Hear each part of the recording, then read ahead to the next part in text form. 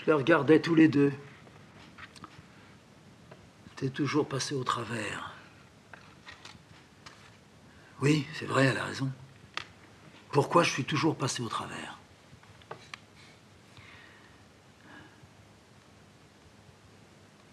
Je ne sais pas s'il y a une vraie raison. Peut-être que...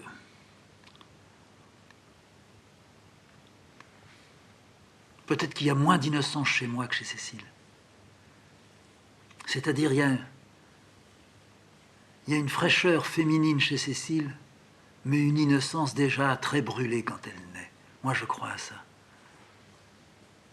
La mort de sa mère, c'est quelque chose d'énorme. La menace découverte de l'antisémitisme, c'est énorme.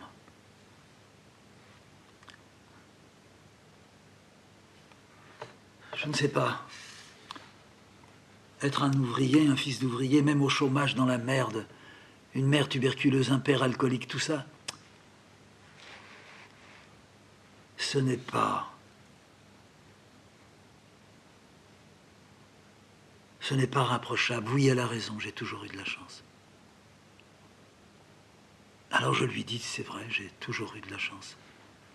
Mais si j'ai toujours eu de la chance, c'est que je la porte avec moi alors. Donc tu en bénéficies. Elle rit. Stéphie en profite pour rentrer dans les bras de Cécile et pour s'asseoir, s'enrouler là-dedans. Il aime ça. Pour un peu, si Cécile commençait à tricoter, il jouerait avec une aiguille, il ronronnerait puis s'endormirait.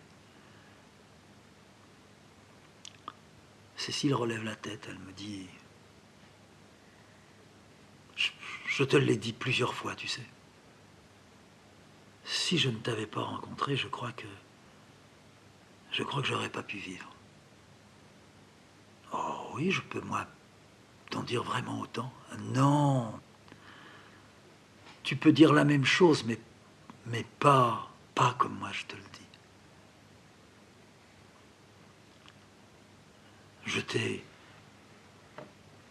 C'est vrai que j'ai été là pour toi, c'est elle qui parle. Je te comprends, je partage beaucoup, je partage pas tout. C'est vrai qu'on est très proches sur beaucoup de points. C'est vrai que je crois en toi. Mais on ne peut pas croire en une femme comme moi, me dit-elle. Je dis, écoute, ça c'est quelque chose qui pourrait me blesser. Hein. Tu ne te rends pas compte de ce que tu dis. Pourquoi ne pas croire en une femme comme toi? Mais si je suis là, c'est que j'y crois. Écoute, Cécile. Alors on était, je ne sais pas, peut-être en 1965, 68, j'en sais rien. Ça faisait déjà près de 15 ans qu'on était ensemble. Alors je lui dis pas comme ça, mais je lui dis le chemin qu'on a fait. On a fait de toute façon le plus dur. Tu crois? Mais naturellement. On avait besoin d'élaguer un peu nos branches.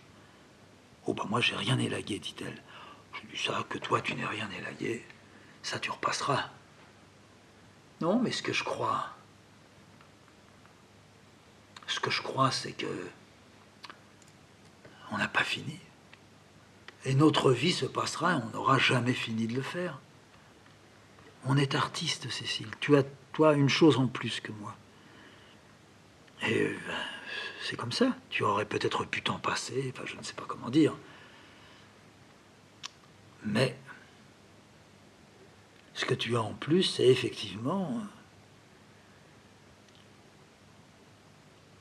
Il s'est produit, et non seulement en Allemagne, mais depuis des siècles, il s'est produit quelque chose qui est de plus en plus difficile à porter, surtout après ce qui est arrivé là. Mais ça n'empêche pas que nous pouvons faire un couple. On l'était hier, pourquoi ne pas l'être aujourd'hui? C'est pas la première fois qu'on parle de ça, hein. Oui, mais toi, tu as de l'espoir. Moi, oui, c'est vrai, j'ai de l'espoir. Comment fais-tu? Ah bah tu pourrais te dire, c'est parce qu'il n'a pas connu... Non, c'est pas ça, je suis sûr que c'est pas là. Mon père, par exemple, qu'il lui est arrivé ce qui m'est arrivé. Ils ont tué sa mère dans la cour. Elle a vu tous les autres qui se sont tués. Ben, tu vois, il est différent de moi. Il a perdu ma mère, c'est sa femme, tu te rends compte? Il a tout perdu, mon père. Il disait même qu'il m'avait perdu moi aussi parce qu'on m'a détourné de lui, ce qui n'est pas vrai. Mais ce qui est vrai, c'est que je suis un peu sauvage. Bon. Eh bien, mon père, je suis sûr qu'il pense de temps en temps à ce à quoi je pense, mais il n'y pense pas de la même façon. Je sais qu'il est un peu égocentrique, alors qu'il peut sûrement se dire moi je suis passé au travers, mais c'est pas suffisant. Non, non. Non, non, il sait et il peut porter ce qu'il a traversé, ce qui a été vécu par les siens et la fin des siens. Et combien de dizaines et de dizaines qui ont été tués. Et puis en fait, ça se compte pas seulement les siens, ça devient tout ce qui est juif. Donc c'est par millions, c'est épouvantable qu'on ait voulu nous tuer comme ça. Tue pas les chiens comme ça. Dans les abattoirs, on n'en tue que quelques-uns, on les assomme. Et on nous fait croire qu'il faut qu'on les mange et que c'est bien. Mais nous, on nous tuait tous les uns après les autres. Par paquet, par train, par... Tu imagines? Tout un pays qui rentre quelque part et qu'on tue. Parce qu'il est juif. Parce qu'il aime la Bible. Parce qu'il dit on nous a donné l'étape de la loi. Or, ils sont pas orgueilleux, tu sais. C'est une monstruosité. Et puis si je te dis ça, tu vas me dire t'es salaud parce que on n'avance pas. Moi, je te dis pour qu'on avance. Pour qu'on avance. Non pas qu'on doit sortir de ça. Non pas oublier ça. On doit au contraire... Qu'est-ce que tu veux que je porte, moi? Bien sûr, je peux le porter, mais je le porterai jamais comme toi, tu peux le porter. Mais disons on. On forme un petit nous, tous les deux, là-dessus. Pas partout, mais là. Tu dois pouvoir le porter. Je dois pouvoir t'aider à le porter. Donc je porte aussi. Et je dois non pas te calmer en te donnant des paroles comme ça, mais te dire oui, ça a été. Et nous devons montrer, tu dois montrer, tu dois dire. Alors le dire, c'est en le manifestant, je sais, de toutes les manières. Même quand tu fais du tissage, quand tu fais des gravures, tu manifestes ta volonté de continuer et de continuer dans une ligne qui n'est pas entachée. On ne parle pas de la même chose, là. Hein. Tu n'as rien sali. Tu ne veux pas salir. À la limite, tu as besoin de montrer à d'autres qu'il faut continuer. Tu ne peux pas leur montrer que toi, tu ne tiens pas, que tu t'écroules. Ils vont s'écrouler. Tu dois montrer qu'il y a ça. Tu dois montrer, tu dois dire qu'il y a même espoir à ce qu'il n'y ait plus ça. C'est ça qu'il faut faire. C'est ça qu'il faut dire. C'est-à-dire vivre avec le mal, connaître le danger. Si on doit encore vivre avec le danger, tout faire. Pour l'apprivoiser, je ne suis pas sûr. Mais pour se tenir encore dedans, oui. Le quitter ou s'en écarter, aussi. Ce que disait Leroux, on ne doit jamais se faire prendre. On ne peut pas leur faire ce cadeau-là. Je crois que c'est ça. Alors lui, lui, il était communiste, marxiste. Mais tu peux le dire. Que tu sois ou que tu ne sois pas communiste, marxiste, et même que tu ne sois pas juif, pratiquant, ça n'a rien à voir. On est homme. Comme il y a des Indiens qui sont là-bas, qui crèvent, qui les tuent. C'est pas pareil, il n'y en a pas eu autant. Bah, tu sais, faut pas quand même faire de la quantité. Il y a ce qui est le mal, ceux qu'ils portent, ceux qu'ils proclament, ceux qu'ils veulent, ceux qui veulent l'étendre. Il y a ceux qui les combattent. Et puis parmi ceux qui les combattent, il y a ceux qui veulent autre chose, qui disent autre chose, qui marchent vers autre chose, qui vont peut-être entraîner ceux qui vont les voir marcher derrière eux. qui vont peut-être se dire après tout, c'est vrai, tout n'est pas foutu. C'est ça. Eh ben, tout n'est pas foutu. Alors bon, attends, la soupe, elle bout, là. Tu crois qu'elle est déjà cuite? Non, elle bout, faut la faire sur un feu un petit peu plus petit. Alors j'ai fait le feu un petit peu plus petit. Faut que tu continues à graver. Il faut que tu dises, je grave parce que je crois. Je crois que l'homme sait quelque chose qui peut devenir bien. Oui. Pas des bluffs, pas les baratins qu'on nous... Non. T'as bien vu comment ils ont fait avec l'Algérie? Bon. Des Français qui se sont battus, certains contre les Allemands, qui maintenant là-bas font des choses dégueulasses, au nom d'eux. Eh ben, faut pas baisser les bras. Faut se dire, faut résister à ça. Faut proposer autre chose. Mais proposer par des tout petits signes. Mes couleurs proposent quelque chose, tu m'entends? Il y a des types qu'on lit, ils proposent quelque chose. Or, ils n'ont pas du tout de programme, comme on dit. Ils proposent, ils disent quoi? Une belle histoire d'amour. J'ai jamais oublié Peter Ibbetson, tu le sais. C'est un livre qui m'a marqué énormément. Lui, complètement épave, les reins cassés, allongés. On lui pisse dessus, on lui donne une gamelle, il ne peut pas se redresser. Il pourrit. Mais il voit celle qu'il aime dans son rêve. Et celle qu'il aime qui vit toujours, on l'a cloîtrée, on l'a castrée, cette bonne femme. On y a tout fait comme malheur. Ils se sont aimés, tous les deux n'avaient pas le droit. Ils se retrouvent dans un rêve. Et là, ils s'embrassent. Et là, il peut faire l'amour avec elle. Et là, elle devient radieuse. Et lui, il est radieux. Il n'est plus cassé en deux avec la colonne brisée. Elle n'est plus ulcérée de tout. Elle redevient la jolie petite.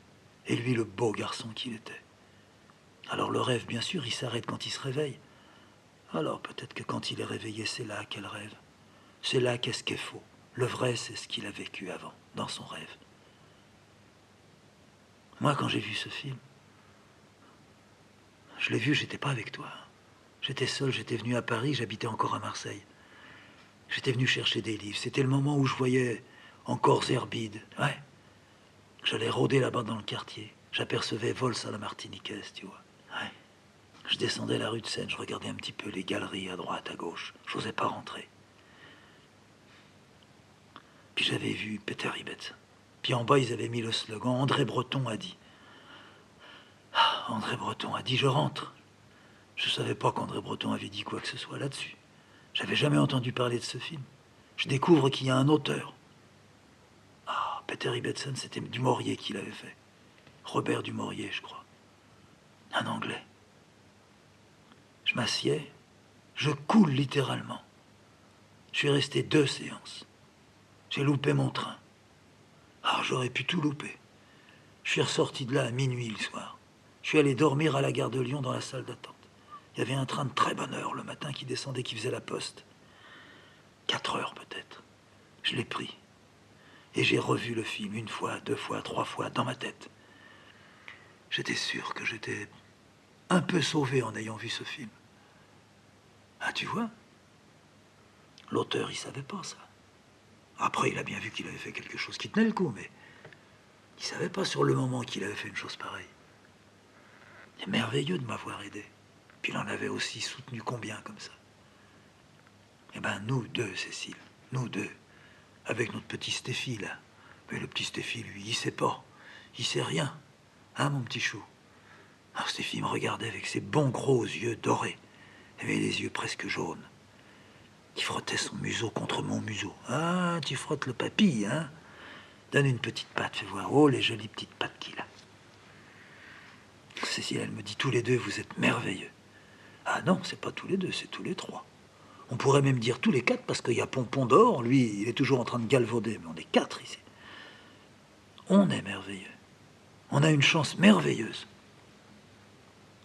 Alors écoute, nous n'allons pas aujourd'hui nous laisser descendre comme ça, Cécile. Fais-moi une petite promesse. Je ne vais pas te demander de me faire une promesse pour 1 an. Fais-moi une promesse pour aujourd'hui. Dis-moi oui. Oui, aujourd'hui, On va se serrer. Ah, c'est suffisant. C'est pas la peine d'aller plus loin. On va se serrer. On va manger notre soupe. On va donner un petit peu de... Qu'est-ce qu'on peut lui donner à ce monstre-là? On va lui faire une sardine avec une biscotte. T'es un peu fou, mon pauvre Stéphie. Une sardine avec une biscotte, c'est pas pour un chat. Un chat, ça mange du vrai poisson, mais une sardine à l'huile. Et Cécile, elle me dit, si, mais c'est bon pour son ventre. Ah, il fait des beaux caca comme ça. Oui, j'ai toujours peur qu'il fasse pas caca. Tu te rends compte que la Cécile, elle a peur? Elle sait pas que tu es bien réglé, que tu es un chat très solide. Tu viens de loin. Tu sais comment on t'appelait quand on est venu te donner ici, à la maison? Alors on rit avec Cécile. Alors comment on l'appelait? Cécile, elle me dit, on l'appelait Mironton. Et pourquoi on l'appelait Mironton? Parce qu'il avait toujours faim quand il était petit. Ben, il a toujours faim. Hein? Allez, je vais te préparer ta petite sardine avec ta biscotte.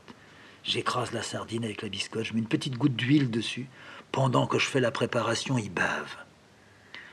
Cécile le serre dans ses bras, elle frotte sa tête contre lui. Elle dit, oh, je suis sotte. Je suis une folle. Avec tout ça, je devrais pas être comme je suis. On le laisse manger sur la table, allez, mange, mon petit. On assiste au repas de Stéphie qui, comme on disait dans mon coin, en 2 coups de cuillère à peau, il a liquidé la sardine. Une sardine pour lui tout seul avec une biscotte. Il en mangerait bien encore, hein. Mais tout à l'heure, pas maintenant. Sinon tu vas être malade. Du coup, il saute de la table, il va dans sa caisse et on l'entend qui pisse. Psst, il gratte un peu, hop, il ressaute sur la table. Alors ça y est, ça fonctionne. On met les assiettes. Je mets une bouteille de vin sur la table. Cuillère, fourchette, couteau. Tu prends un peu de soupe à midi? Oui. Un bol pour Cécile. Moi, j'aime pas la soupe. Puis qu'est-ce qu'on va manger avec? On pourrait manger la sardine qui reste. C'était une boîte de 3. On va donner la queue et la tête à Stéphie, et puis on va manger chacun une sardine. Je mets le beurre sur la table. Je mets le pain. Je mets les petits gâteaux. Je prépare déjà le café avec les tasses. Tu manges une orange? Ouais, moi aussi. Je mets mon paquet de cigarettes, le cendrier. On est bien, il fait chaud, hein? On est bien dans cette baraque. Ah, c'est toi qui l'as faite. Oh, tu sais, c'est nous qui l'avons faite. Oh, je me rappelle quand je suis arrivé. Tu étais venu me chercher, tous les meubles étaient partis. Puis tu m'as dit, tiens, maintenant, prends la clé. Tu te rappelles? J'ai ouvert, je suis rentré. J'ai pas arrêté de pleurer pendant 2 jours. Moi, je pleure de trop, hein. Comme tu dis, quand je pleure, je pisse moi. C'est ça que tu dis. Mais t'as raison, dans le fond. Toujours en train de pleurer. Oh, quand j'avais vu ça. Les 3 pièces en bas, puis les 3 pièces au-dessus. 6 pièces pour nous deux. Plus les pièces en bas, mais en bas, c'était pas habitable. C'était la cave, c'était la réserve. Tu m'avais pas encore fait mon grenier à ce moment-là. Non, le grenier, je l'ai fait après, quand t'as été malade. Bah, tu vois bien, j'ai été malade. Il y en a d'autres qui auraient dit, il est foutu. J'ai bouffé, puis je bouffe encore des petites pilules, je suis pas tellement heureux, mais j'ai quand même remonté ça. J'étais descendu très bas, tu sais. Mais c'est pas comparable avec ton problème à toi. C'est pas un problème que t'as. C'est cette espèce de cassure, de fente. T'as été coupé quelque part. C'est inévitable. Et ça coulera toujours un peu. Ce qu'il faut, c'est que quand tu sens que ça va venir, tu viens carrément. Tu viens chez moi, tu montes chez moi. Moi, je suis au premier, toi, t'es en bas, tu montes. Tu dis, ça va pas, faut s'occuper de moi. Bon, peut-être qu'un jour, je te dirai, moi non plus, ça va pas. Aujourd'hui, je suis peut-être pas en forme pour te remonter. Ça peut arriver. Mais... 9 fois sur 10, tu peux être sûr que je te dirai, viens. Ou bien je te dirai, bah, on sort, on va marcher, on va aller là-haut sur le plateau. On va aller jusqu'à la Vierge. Quand après on avait su où il y avait les violettes, on allait cueillir les petites violettes là-haut près de la carrière, en dessous des sapins. Ça fait toujours du bien de bouger un petit peu. Ça y est, on mange. Stéphie, il a eu ses 2 queues de sardines et puis un petit morceau de là où il y avait la tête. Il n'y avait pas de tête dans les boîtes. Il liquide ça, pof, 3 coups de langue. C'est un chat qui est grand comme ça. La queue, quand elle est horizontale, de la tête jusqu'à la queue, il doit faire 75 cm. C'est quelque chose d'incroyable comme bête. Avec une belle poche sous le ventre, qui n'est pas une poche de graisse. C'est une poche de chartreux, c'est un chartreux. Un beau chartreux tout gris. Splendide. Alors il s'assied, puis il nous regarde manger. Il aimerait bien qu'il y ait encore quelque chose, mais il a bien mangé. Puis tout à coup, on entend Pompon qui s'annonce. Et puis il monte par la cave, il arrive dans la cuisine. Lui, ce qu'il veut, c'est bouffer. Bouffer tout de suite, une petite caresse, et hop, il refile. Et où est-ce qu'il va? Il va ou chasser des rats dans les étapes chez les paysans, ou bien une chatte en chaleur. Et je ne sais pas comment il fait, il trouve toujours des chattes en chaleur, été comme hiver. Il y a des petits pompons partout dans le village à la cour. Je lui prépare en vitesse une petite bouffe. Lui, il ne faut pas lui donner du poisson, alors là, ça lui donne la diarrhée. Alors je lui prépare autre chose, avec du fromage. Il frotte, il me laisse même pas finir, il veut manger en même temps que je suis en train d'écraser. Mais fous-moi la paix un peu. Alors il frotte encore un coup, il frotte encore un coup. Ça y est, c'est tout prêt, je lui donne. Stéphane, pour rien au monde, ne viendrait voler la pâtée à Pompon. Ils se comprennent bien, ils s'entendent bien, mais ils ne se font pas beaucoup d'amour. Il y en a un qui est casanier, c'est Stéphane, et il y a l'autre qui est coureur, c'est Pompon. À peine il a fini, hop, il veut qu'on lui ouvre la porte pour qu'il ressorte. Allez, va voir ta petite chatte, va, coquin. On fait la vaisselle, on boit le café, on prend un ou deux petits beurres ensemble, on donne des petits beurres à Stéphane. Il aime bien les petits beurres. Et maintenant, qu'est-ce que tu vas faire, Cécile? Je vais peut-être graver un peu. Ouais. Eh bien, moi, je vais aussi monter, puis essayer de dessiner un peu. Il faut s'y mettre. Tu es d'accord? Oui. Et c'est promis, si tu sens qu'il y a quelque chose. Ça peut arriver. Ça remonte, ça revient. Tu viens me voir? Moi, je vais descendre dans un petit moment, mais ça peut venir dans 10 minutes.